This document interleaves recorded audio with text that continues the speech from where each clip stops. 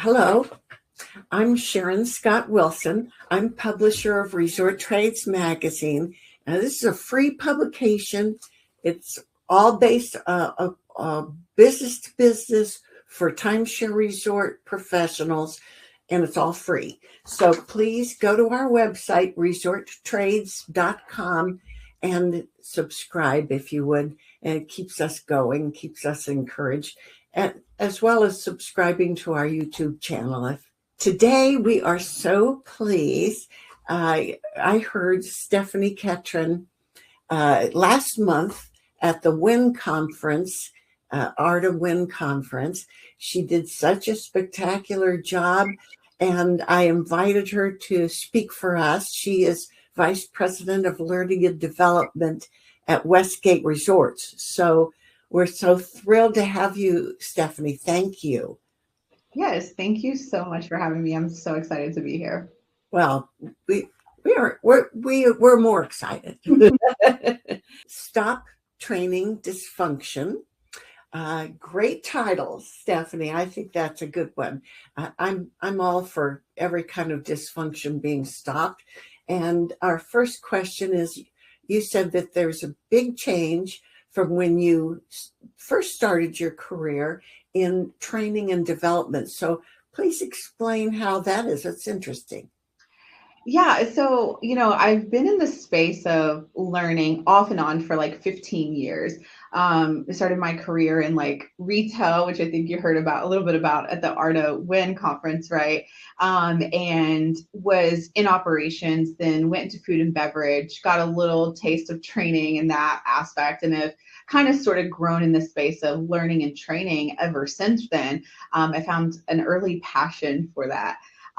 But when I started my career, training was largely about like the volume, right? Like more courses, more content, more check the box activities. And a lot of what we reported out on was, out of 100 people, 90 people completed the training, and having a 90% completion rate was fabulous. And all of my learning practitioners can laugh about this, but smile sheets, like it was all about smile sheets, right? Did everyone like give you a smile, or was there a frown? Or that was really how success was measured, right? It was measured by attendance and completion, and not by what actually changed in the behavior change that we seen in the individuals that were coming to the training. So the assumption was, if we trained it, that people really should perform it, right? Like, I trained you on how to do this, you should perform it. And I don't think that mindset works anymore. And that's where I kind of like came up with this whole like stop training dysfunction, right? Because it's so dysfunctional to think that if I train you on this, you should just ultimately go out and perform this, right? And so I think what a lot of practitioners are turning to today, or if they're not, they should be. And I think while what our operators will love about this is that we have to shift towards impact-driven learning and impact-driven development, right? Training has to move from being just an event to being a performance lever that our leaders can use. And I think that means we have to start asking tougher questions. So did this training actually improve the guest experience, or was the training just a nice to have, right? If an operator comes to me and they say the guest service scores are down, then it's now my job to say, well, why are these guest service scores down? Sounds like you had to come up with some new tools or exercises or role playing or however, and you had to be like a forensic scientist to figure out when the scores to customer service were down, what went wrong. So that must have been tough. Yeah, I really like that. I don't think I thought about it like a forensic scientist, but that's a good one. I'm going to have to use that one. Yeah, we did, right? Because our operators, they don't need more training just for training. They're so busy. They have a lot going on already, right? And so they need less noise and more precision, right? And I think dysfunction happens when training is disconnected from the real work, right? From the real metrics, from where there's real accountability. And that evolution has been from what should we teach, right? When I started in my career in training, to what must change, right? Like to your point, like what has to change? And sometimes I think I shared this with you when we initially met. Sometimes that change might be a system or it might be a process.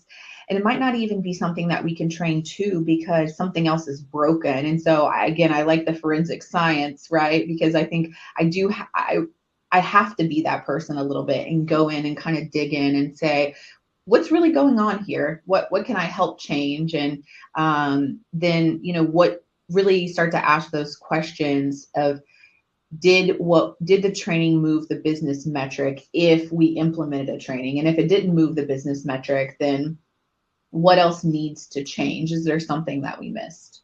Yeah.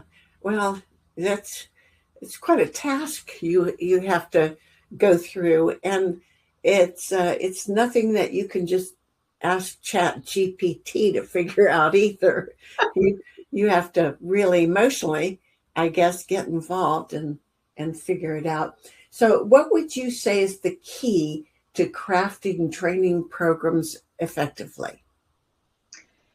So I think the key now to crafting those training programs is to start with the business problem and not the content. I think again, early on in my career, even to the last couple years ago, it was like, oh, we need leadership training. Okay, great. Here's all the content we have on leadership, right?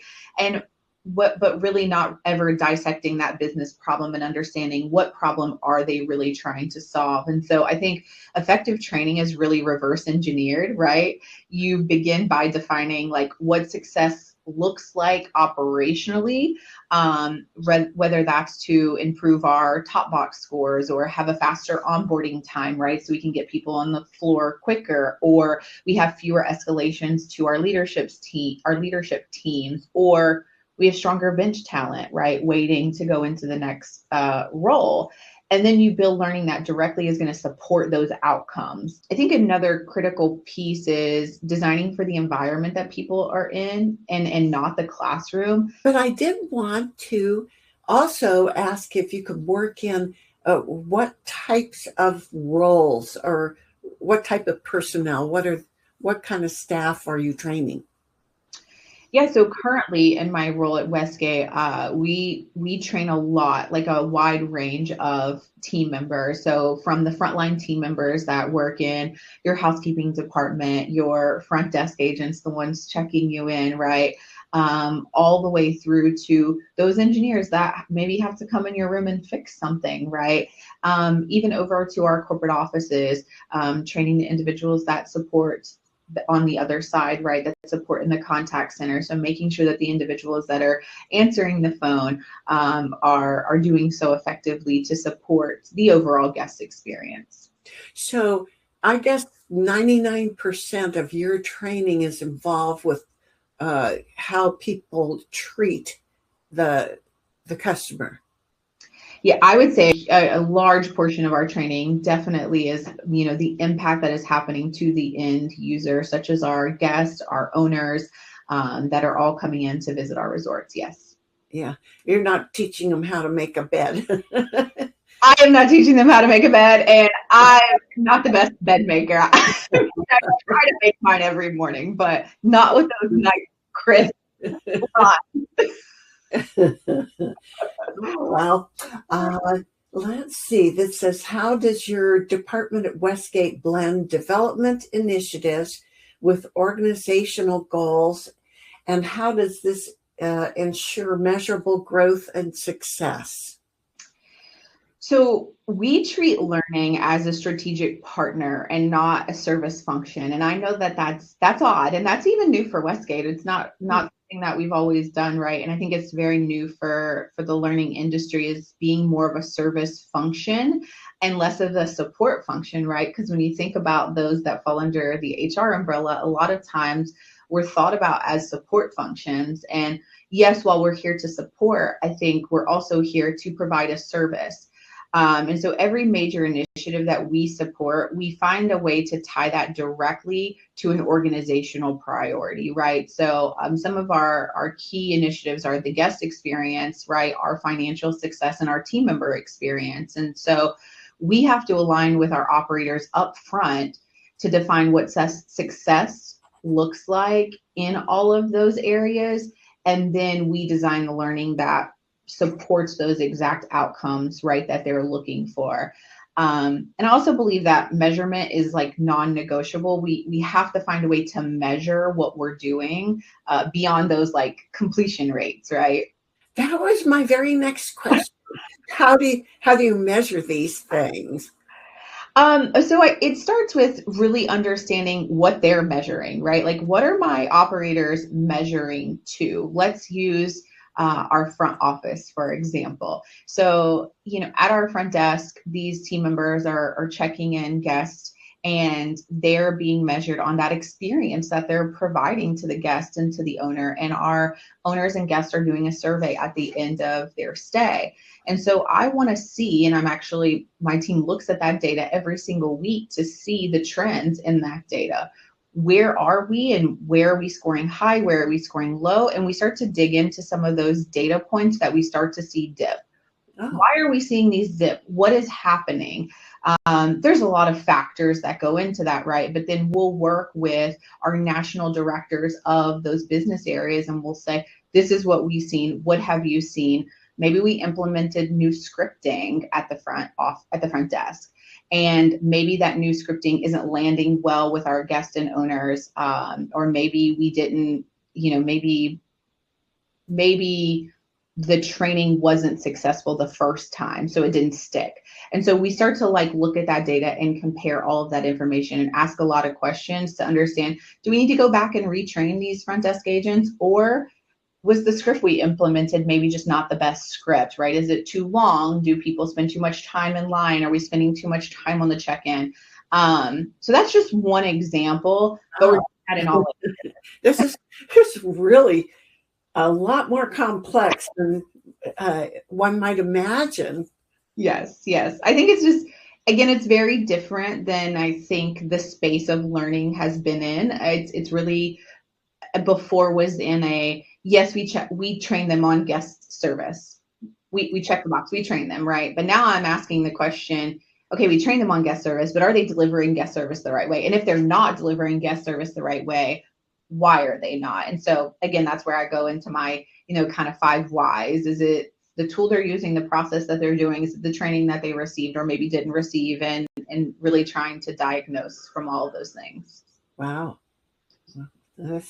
That's amazing. What's the secret to fostering talent and encouraging leadership development, succession planning, and career progression? Which is a great question. The secret is intentional development, not accidental development, right? And so talent grows when they have clear expectations, when the feedback to them is consistent, when development is tied to real opportunities.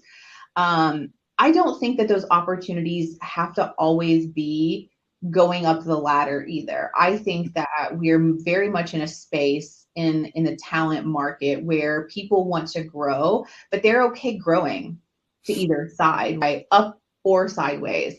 But if they don't know that there's opportunity for them to do that, I think that's oftentimes where organizations confuse whether someone has the potential with their actual readiness, right? And so we've learned that development needs to be structured for individuals, visible, and then that we support it. And so that, I think that sets us up for success. And then I think leadership pipelines work when people understand, what does good look like at the next level?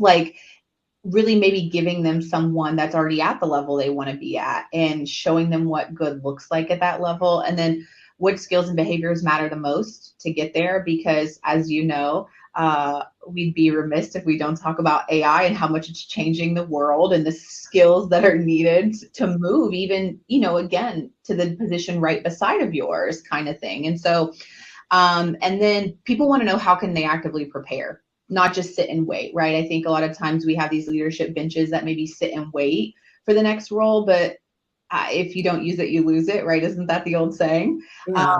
So how do I stay sharp? How do I stay fresh? What are things I can keep doing? And I think succession planning isn't about replacing the roles, but it's about building confidence and capability over time. So when leaders invest early and consistently, I think career progression becomes a pathway and not really like a guessing game. So I think it's really just having those intentional conversations with your teams every day, in some way, shape, or form. It doesn't always have to be structured, but just to let them know, like, hey, I know you're working towards this. I have a project coming up that maybe you can take the lead on in this, because it's a bit of a stretch assignment kind of outside of your normal day to day. Oh, that would be fun. Sounds like that would make their the life of someone kind of more exciting rather than, oh my God, I got to get on the I-4 again. Yes. It's getting an opportunity to step out of their day to day and giving them that opportunity to grow and stretch. I think stretch assignments are important. I think I would not be where I'm at today in my career if it wasn't for leaders giving me the opportunity to take on stretch assignments beyond the role I was in that day, and seeing in learning lessons from it, honestly, right? That's exactly what a stretch assignment is for, to learn a lesson, and to really stretch you outside of your normal day-to-day thinking. Yeah, well, that's terrific. Well, it must be a very exciting work environment, and I think you're on to something. I'm sure the data probably reflects that. Oh, and one of the questions I wanted to ask is, do you do all of this planning, data gathering, everything in-house, or do you sometimes contract stuff out? How does that work? Yes, at Westgate, we do all of that in-house. I have some really good partners on the operations side that have really helped when it comes to finding the data and being just very transparent with, like, here's the data, staff and team, where can you help us? Where do you see gaps? I think a lot of times, especially when people are looking at that data every single day, there's an opportunity that maybe they overlook something, right? Where I come in and I'm like, hey, did you think about this? Or did you think about that? Or I take the data and then I go back and I'm like, well, there's a process here that's not working the right way.